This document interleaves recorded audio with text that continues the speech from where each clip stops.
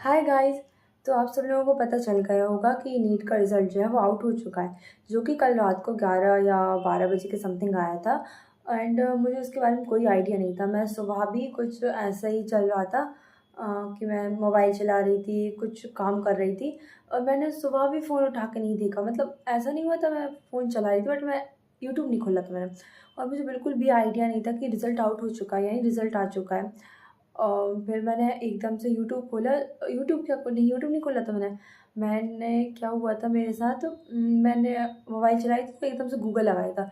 Google पे मैंने देखा सलीम सर, ऐसे ऊपर लिखा हुआ है सलीम सर का फ़ोटो है और ऊपर लिखा हुआ है कि नीट रिज़ल्ट आउट। सो तब जाके मैंने एकदम यूट्यूब खोला। फिर उसके बाद अपना रिज़ल्ट मैंने कंप्यूटर वाले भैया को अपना रोल नंबर भेजा। फिर उसके बाद वो भैया से कहा चेक करो, तब सर्वर डाउन चल रहा था। फिर इसी तरीके से कुछ आधे घंटे बाद मेरा रिज़ल्ट की उन्होंने पीडीएफ भेजी और तब जाके मैंने रिज़ल्ट देखा। मेरा रिज़ल्ट कुछ ख़ास अच्छा नहीं है, ख़ास क्या बिल्कुल भी अच्छा नहीं है।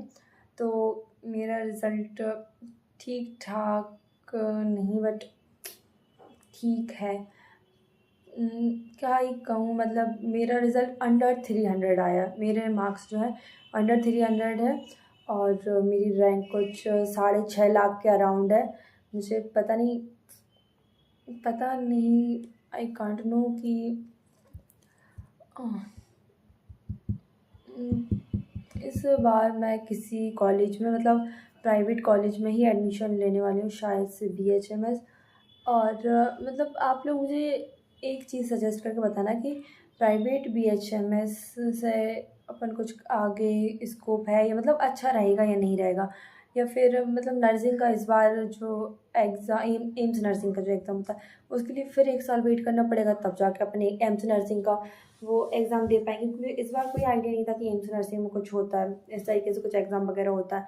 सो उसका भी मैंने नहीं दिया। अगर उसके लिए मैं वेट करती हूँ तो फिर मुझे 1 साल के लिए रुकना पड़ेगा।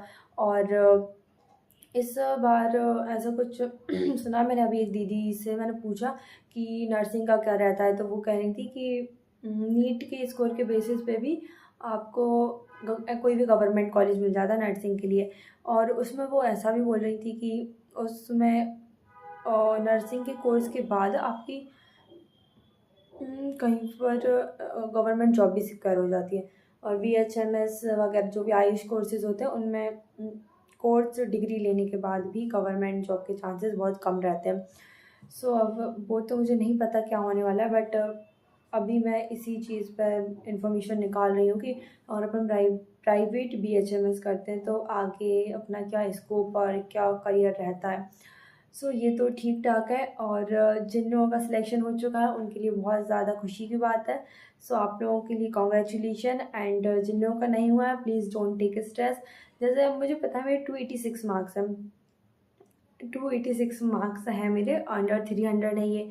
सो मतलब मेरे लिए ऐसा है कि मैंने सोचा थोड़ी देर के लिए, अब थोड़ी देर के लिए सोचा तो स्ट्रेस भी हुआ बट मुझे लग रहा था कि मेरे मतलब ऐसा नहीं था लग रहा था।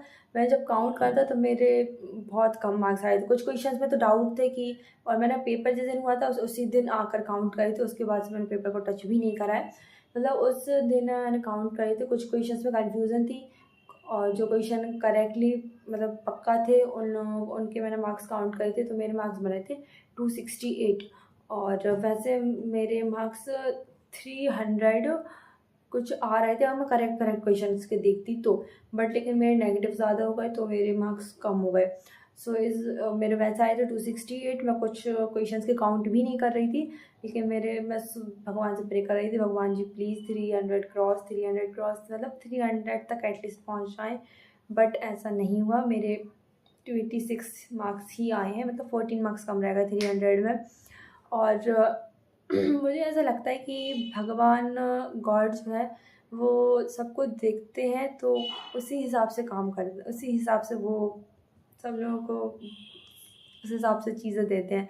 जैसे उन्हें लगता है कि ये बच्चा ज़्यादा मेहनत कर रहा है तो उस हिसाब से उस चीज़ को देते हैं। मैं पता है यही चीज़ मानती हूँ। मैंने 10th 12th तो स्टार्टिंग से जो भी चीज़ देखी है ना मेरी स्कूल लाइफ में, मुझे यही लगता है कि आई थिंक मैंने इतनी ही मेहनत करी थी, भगवान को लगा मैंने इतनी ही मेहनत करी है तो सही आई थिंक मुझे इसीलिए इतने ही मार्क्स मिले हैं, इतनी ही परसेंटेज मिली हैं। जैसे मैं 10th में जो थे 85% थे, और तो मैंने सोचा कि शायद मैंने इतनी ही पढ़ाई करी थी, इतनी ही मेहनत करी थी जिससे उनके लिए जो 85% मिले। और ऐसे इसी तरीके से 12th में हुआ। 12th में तो मैं साथ में नीट भी कर रही थी, तो उसकी कोई एक्सपेक्टेशन ही नहीं थी कि 85% बनेगी, बट 85% आ गई थी। और अब अपने पढ़ने के हिसाब से अपन को पता रहता है ना कि अपन कहाँ पे लाई करेंगे।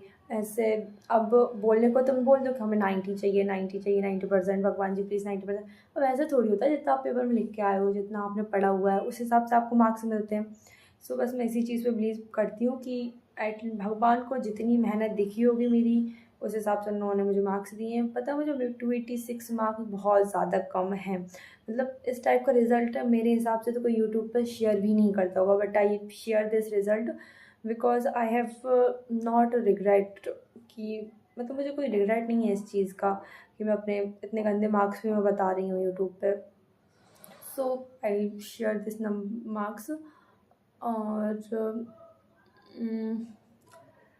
और कुछ नहीं, बस अब आगे देखते हैं कि मैं यही इन्फॉर्मेशन निकाल रही हूँ। और काउंसलिंग में बस वही प्राइवेट BHMS के लिए ही मैं कॉलेज डालूँगी, देखते हैं क्या होता है। और एक बार मैं नर्सिंग की इन्फॉर्मेशन निकाल के भी देखूँगी उसमें क्या चीज़ होती है। बस उन चीज़ों पर ही मैं काम कर रही हूँ, अभी देखना चाह रही हूँ। और मुझे पता है मेरी जो इतने कम मार्क्स आए हैं ना, 286 मार्क्स आए हैं, वो कैसे कम हुए हैं। मुझे मेरे पास एक तो कंसिस्टेंसी की कमी थी, क्वेश्चन प्रैक्टिस की कमी थी। मतलब क्वेश्चन प्रैक्टिस मैंने बहुत कम करी है, और कंसिस्टेंसी मेरी लास्ट टाइम पे ब्रेक हो गई थी मेरी। इस ईयर जो मैं ड्रॉप ईयर था उसमें मेरी एटलीस्ट जैन तक पढ़ाई ठीक चली होगी। फिर जैन के बाद फेब, मार्च, अप्रैल, इनमें तो क्या डिस्ट्रैक्शन आए ना मेरे साथ, मैं बता ही नहीं सकती क्या डिस्ट्रैक्शंस के चक्कर में मेरी पढ़ाई ख़राब हुई है। फिर बिल्कुल भी कंसिस्टेंसी मेंटेन नहीं हो पाई थी, और अच्छे से पढ़ाई भी नहीं हो पाई थी, तो इसीलिए मेरे लास्ट में बहुत ज़्यादा कम नंबर मार्क्स आ पाए। नहीं तो अगर मैं थोड़ा और पढ़ती तो आई थिंक 300 350 प्लस तो हो सकते थे, क्योंकि मैं सिर्फ और सिर्फ बायो अच्छे से करके आई थी। और जो क्वेश्चन मतलब कुछ क्वेश्चन तो ऐसे जो कि मुझे वहाँ लग रहे थे, और वहाँ पे मैं पता है पेपर में 400 मार्क्स तक का करके आई थी। अब वो कुछ क्वेश्चन यहाँ पे ऐसे गलत हुए ना कि बिल्कुल पता ही नहीं था कि ये क्वेश्चन वहाँ पे ये गलत हो सकता है। उस टाइप के क्वेश्चंस गलत हुए हैं मेरे।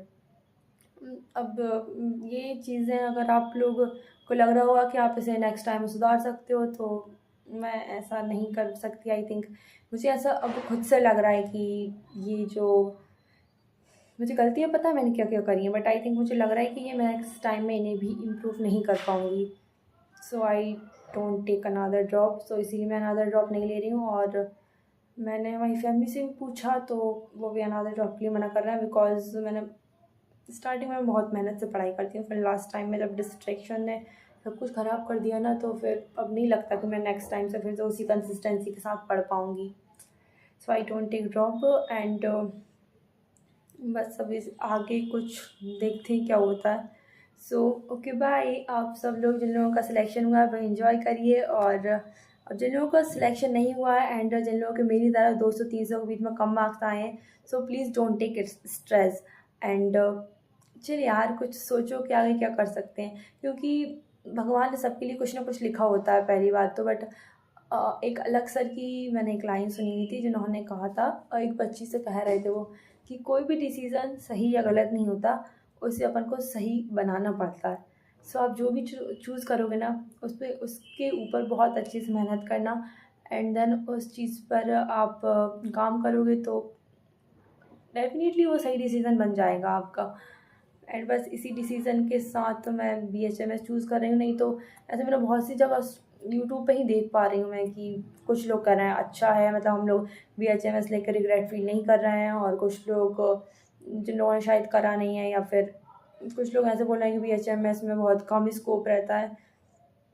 सो इसका मुझे कोई भी आइडिया नहीं है, but I T BHMS admission, शायद मैं BHMS में एडमिशन लेने वाली हूँ इन प्राइवेट कॉलेज, और आगे देखते हैं क्या होता है।